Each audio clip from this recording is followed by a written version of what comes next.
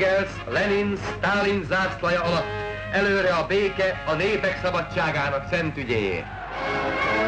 After Stalin's death, Hungary had remained under the ruthless dictatorship of Mátyás Rákosi.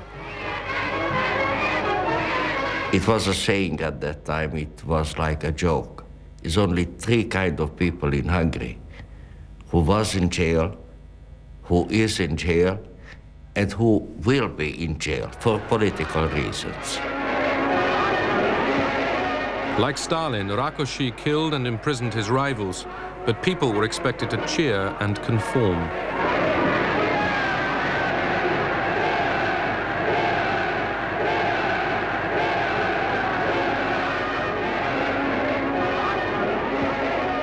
The new Kremlin leadership disapproved of Rákosi. A senior Soviet official was sent to deal with him. 2 hét múlva jött Mikoyan, az őrmény. Mikoyan, the Armenian wheeler dealer, arrived. Rákosival mentünk ki Rákosért. Rákosi and I went to meet him at the airport and took him back by car. És hoztuk be Mikoyan. Már majdnem beértünk. We were almost at the guest house when Mikoyan turned to Rákosi and said, "The Soviet leadership has decided you are ill." Úgy döntött, hogy maga beteg. Well, Rákosi didn't think he was ill. But of course in those days, illness was a political decision. Mikoyan continued, "You will need treatment in Moscow, so you will have to resign." The Soviets allowed András Hegedűs to remain prime minister.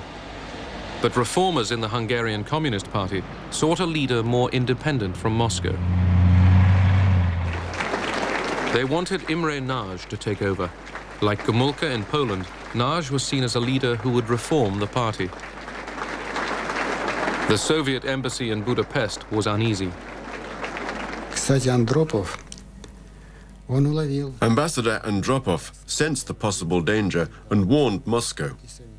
He sent a lot of telegrams, he made phone calls, and even went to Moscow himself. He tried to warn everybody, but it was all in vain. Khrushchev thought he could cope with the situation.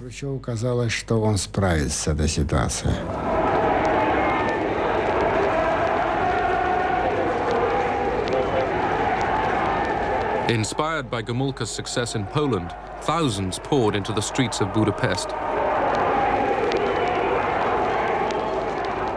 Students and workers demanded free speech, the disbanding of the secret police, and the withdrawal of Soviet troops. They paraded Hungarian flags with the communist emblem torn out. Híd közepén egyetemista lányok leállították. I was stopped halfway across Margit Bridge by women students. Nemzeti színszallagot, és kezemben nyomtak egy röpcédulát. One of them asked me for my army cap. She pinned the Hungarian national colours to it and thrust a leaflet into my hand. It contained 14 demands.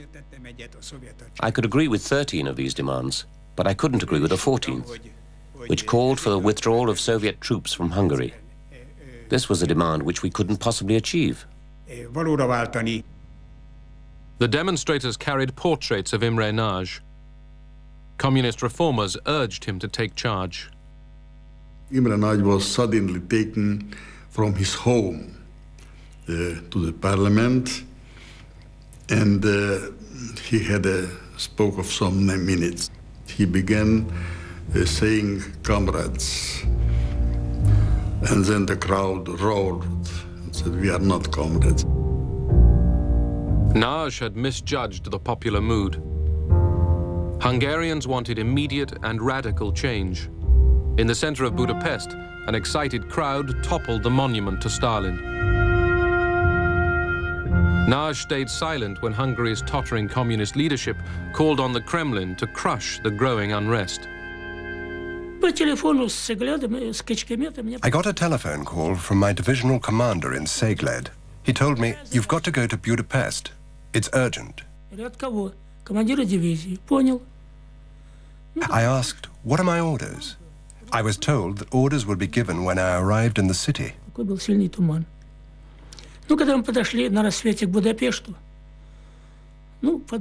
We were approaching the city as dusk fell. We thought that all that was needed was a show of force. Then I heard a machine gun open fire, and the screams of a man who was wounded or dying. Then I realized that things were going to get serious.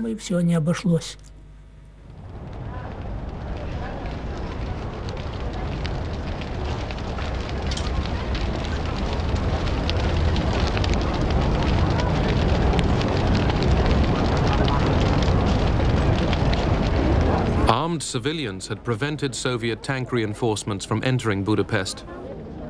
The Hungarians had equipped themselves with Molotov cocktails, rifles, machine guns, and enthusiasm. I don't know how the guns work, but one older man, his name was Pista bácsi, he says, "Don't worry about it, I'm gonna teach you." And then I looked at the gun was bigger than me. They explained to me and showed me a couple of times. And the very first time I had to use it, I closed my eyes because, you know, I was scared. I never used gun before. So then I looked around and there was a couple soldiers there. And they teared up from the uniform, they had stars for the Russian stars, so they teared it off. And they said, "Don't worry about little girl, we take care of you." Quite a few times I wanted to go home. Maybe the next bullet is going to be mine. And I started to go. And when I saw the 14, 15-year-old kids dead, I said, I was in the service for 2.25 years. I know how to handle a gun. And I'm going home, and I'm going to leave these kids to die for our country. The shame kept me there. During 4 days of fighting, the Budapest revolutionaries stood their ground.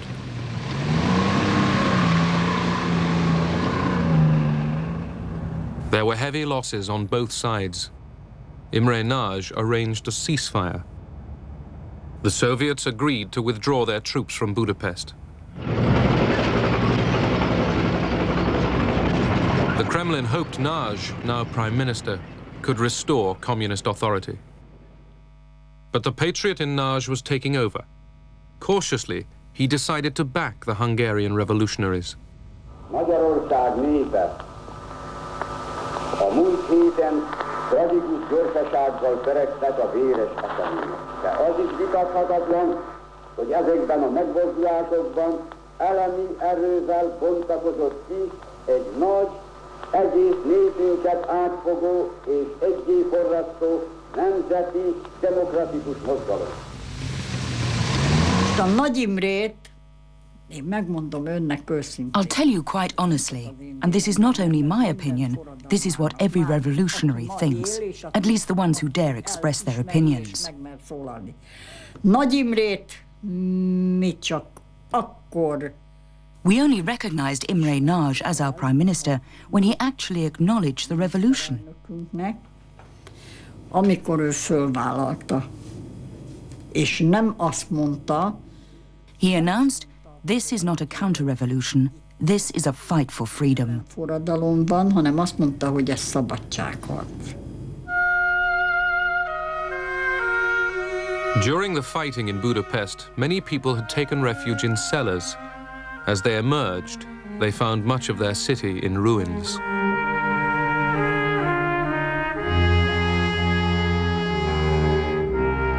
The Hungarians thought they had won their revolution.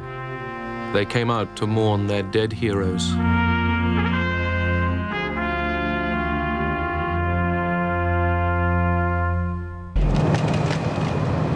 Western correspondents flocked to Hungary to report on a victory. What do you hope will happen now?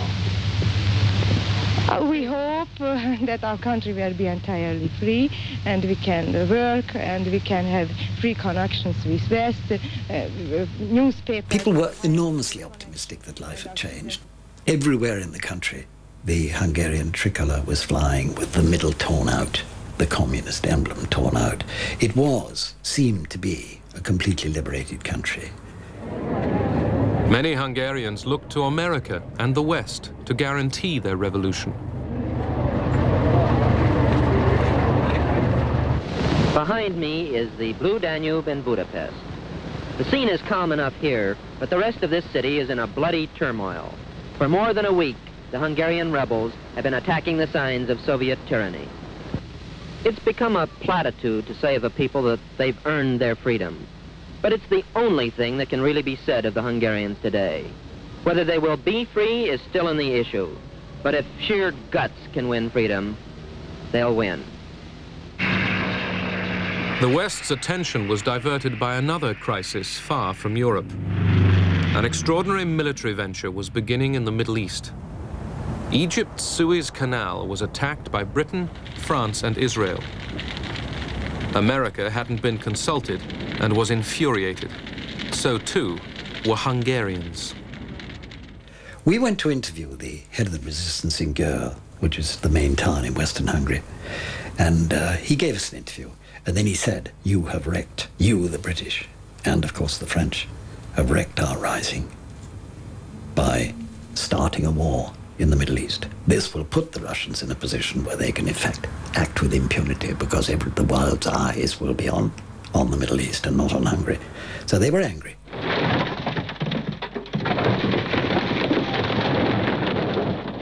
With the Soviet army no longer in the city, the revolutionaries in Budapest took revenge.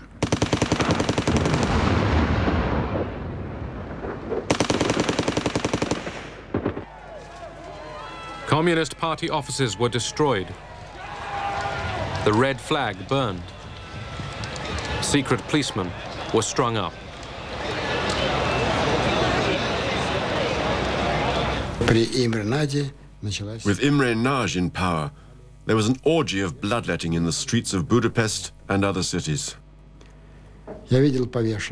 I saw people being strung up by their feet, people being publicly humiliated and trampled on. The Soviets sent more troops into Hungary. Prime Minister Nagy tried one last gamble. With Austria in mind, Nagy declared Hungarian neutrality and divorce from the Warsaw Pact.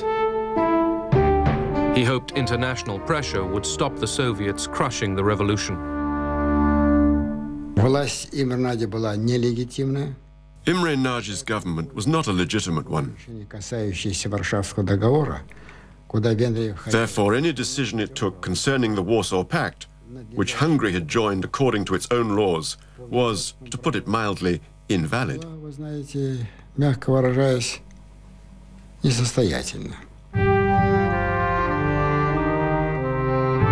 Other communist states, especially China, were urging Khrushchev to use force. It was a very complicated decision to my father. As he told, for 3 or 4 days, he talked with the Chinese, with other representatives, and one time they decided not to use force, then they told, no, we have to use force, yes, no, yes, no. At last it was decision, yes, to use it. We were told to get ready to re-enter Budapest because the terror had started. We were not a force of occupation. Instead, we were going in as saviors to protect the people from banditry and terrorism. We knew that the Americans might also enter the city from the west. We asked our divisional commander, could this mean war? He said, yes. This could be the beginning of World War III.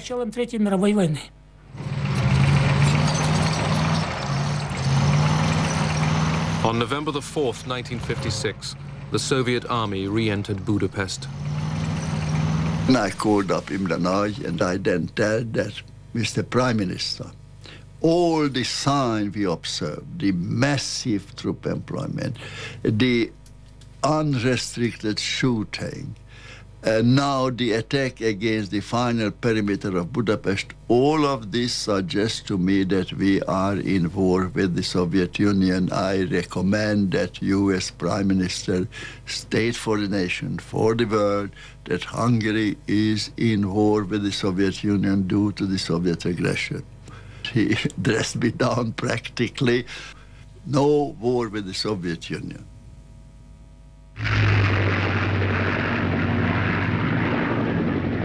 Khrushchev had ordered the attack after the Americans had let him understand that as far as Eisenhower was concerned, Hungary belonged in the Soviet sphere of influence. Too late, Imre Nagy appealed to the world. Nagy Imre beszél, a Magyar Népköztársaság minisztertanácsának elnöke. Ma hajnalban a szovjet csapatok támadást indítottak fővárosunk ellen, azzal a nyilvánvaló szándékkal, hogy megdöntsék a törvényes magyar demokratikus kormányt. The Hungarian fighters waited in vain for Western help. And the fact that if the West intervened, it ran the high risk of generating a world war, really meant that we didn't want to see physical uprisings. And the policy, at least, was don't create any hopes on the part of the satellite countries that we will intervene. Radio Free Europe, and they were saying, hang on to 3 weeks, 3 more weeks. We come in, we help you.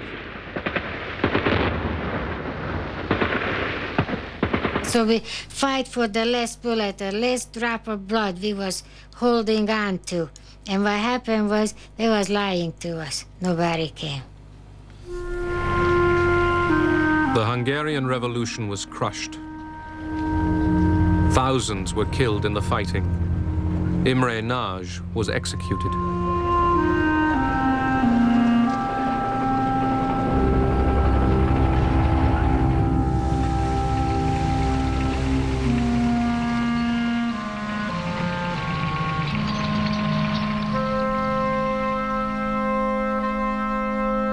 "200,000 Hungarians fled into Austria before the frontier was sealed by Soviet troops.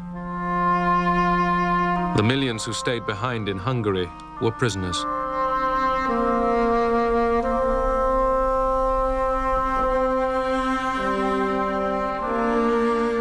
Khrushchev had reinforced the Iron Curtain.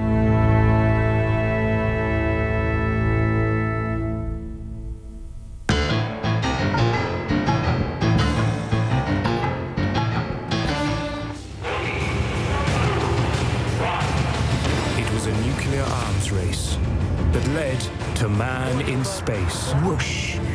Off it went, up into the sky. How the launch of Sputnik created a whole new battleground for the superpowers. Space victories could be of greater importance in politics than the threat of a club with a nuclear bomb on its end. Next time on Cold War.